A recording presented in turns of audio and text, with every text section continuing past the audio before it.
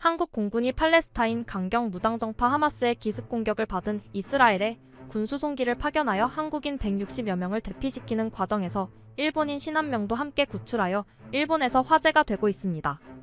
외교부와 국방부는 이스라엘과 하마스 간의 무력 충돌이 급격히 심화되면서 민간 항공사의 텔아비브 공항 취항이 어려운 상황이라며 우리 국민의 안전 확보를 위해 지난 13일 군수송기 및 신속대응팀을 이스라엘에 파견하기로 결정했고 우리 국민의 안전 귀국을 지원했다고 밝혔습니다.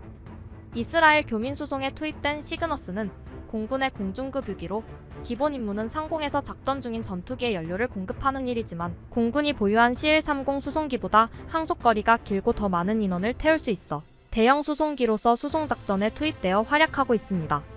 교민 등 해외 인력 수송작전에 시그너스가 투입된 것은 이번이 5번째인데요.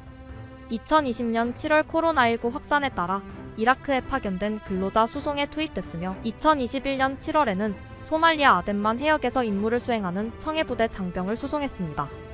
2021년 8월에는 탈레반이 아프가니스탄 수도 카불을 점령할 때 현지 조력자들을 국내에 데려오는 미라클 작전을 수행했으며 올해 4월에는 수단 내전 때 현지 교민을 수송하는 프라미스 작전에도 시그너스가 투입됐습니다. 특히 아프간과 수단에 이어 이스라엘에서도 일본인들이 함께 탑승하여 무사히 귀국할 수 있었는데요. 한국 공군의 신속한 대응이 일본 자위대와 대조되며 일본 내에서 큰 관심을 불러모으고 있습니다. 이에 대한 일본 네티즌들의 댓글 반응 번역해드리겠습니다. 아프간 때도 형님이 도와줬었지. 일본 측에 터무니없는 금액을 청구해 주었으면 좋겠어. 전에도 이런 식으로 도와주지 않았었나? 무료로 서울 관광을 갈 기회야. 형님 감사합니다. 진짜로 중동에서의 진정한 증오를 보면 우리 극동아시아 사람들 간의 갈등은 형제 싸움처럼 보이네요. 생김새도 같고 비슷한 거 먹고 가치관도 가까운 한국이나 중국과는 사이 좋게 지내야 해요. 북한도 평화적으로 민주화해서 인민들이 고통받는 일이 없었으면 좋겠어요.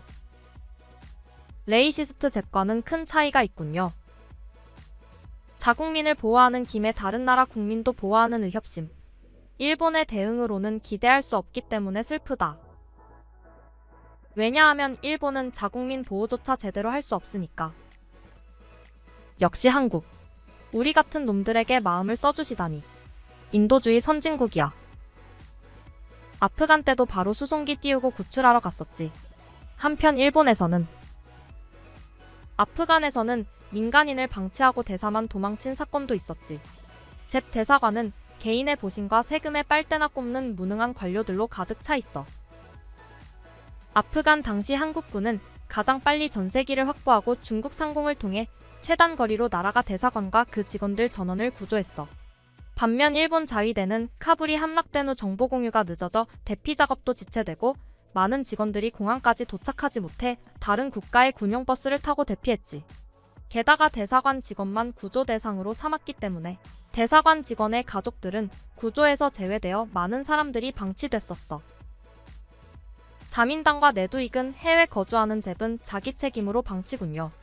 자칭 애국자분들. 참고로 아프간에서 한국군이 정보 캐치가 빨랐던 것은 다국적군과 전개되고 있는 가운데 한국군은 호위 임무로 최전방에 나가 있었기 때문이야.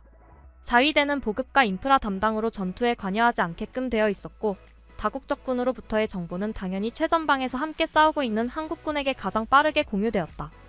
겁쟁이 자위대? 뒤에서 끙끙대고만 있었지? 정보 공유 우선순위가 한국보다 낮아 무엇을 하든지 뒤에서 구경만 하고 있을 뿐.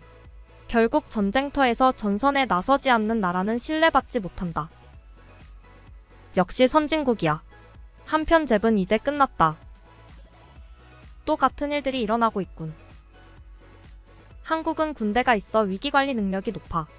일본은 중간중간 의논하고 임무를 분배하느라 결정이 늦어진다. 형님 고맙습니다. 리니지에 과금하는 것으로 보답하겠습니다. 언제나 항상 한국의 도움을 받고 있구나. 한국. 전세기가 준비됐으니 무료로 서울까지 실어다 줄게. 일본 인도 타도 상관없어. 일본. 전세기를 준비할지도 모르지만 두바이까지는 1인당 3만엔이야. 아프간 때도 그랬지만 일본 대사관은 일본 국민을 지키지 않는 것으로 유명하기 때문에 미국이나 한국이 더 의지가 되어버려. 한심한 잽 정부. 해외에서 유사시에 휘말리면 일본 대사관 말고 미국이나 한국 대사관으로 뛰어들어야겠어. 아프간 탈출 당시 한국과 일본을 비교해보자. 한국 대사관은 이미 한 번 탈출했지만 남겨진 자국민과 현지 협력자를 구출하기 위해 다시 대사관으로 귀환해 구출 작전의 사령탑으로서 분투. 현지에 채용된 아프간인 직원도 한국으로 피난. 일본 대사관은 영국 비행기를 타고 가장 먼저 국외로 탈출. 현지 채용 아프간인 직원은 불명. 현지에 남겨졌다는 정보 있음. 한국은 미국이 제안한 버스 모델을 채택하여 신속하게 미국 정부와 협상 후 공항까지 안전한 이동 수단을 확보. 버스가 공항에 진입하기 직전 탈레반 검문에 막히지만 대사관 직원들이 15시간 동안 탈레반의 항의와 협상을 벌여 검문 통과에 성공함. 일본은 공항까지는 자력으로 이동할 것을 요구. 철수 기한 마지막 날 서둘러 버스를 확보하지만 사령탑 대사관원 부재로 버스 출발에 실패함.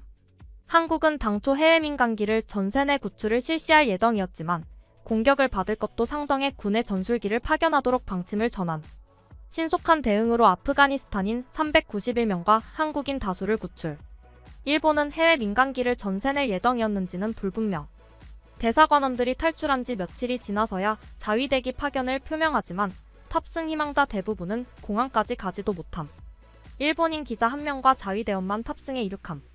게다가 CL-30 수송기 2대, C-2 수송기 1대, 보잉 777 특별 수송기까지 추가해서 뭔가 대처하고 있다는 느낌만 어필. 그러나 태우기 위한 일본인은 아무도 찾아오지 않는다. 한국의 구출 대상. 아프간 교민과 한국 정부의 아프간 재건 사업에 협력했던 현지인 및 그 가족들. 한국 정부는 이들을 국가유공자로 받아들일 것임을 표명했다. 일본의 구출 대상. 아프간 거주 일본인과 일본 정부에 협력하고 있던 현지인에 한정한다.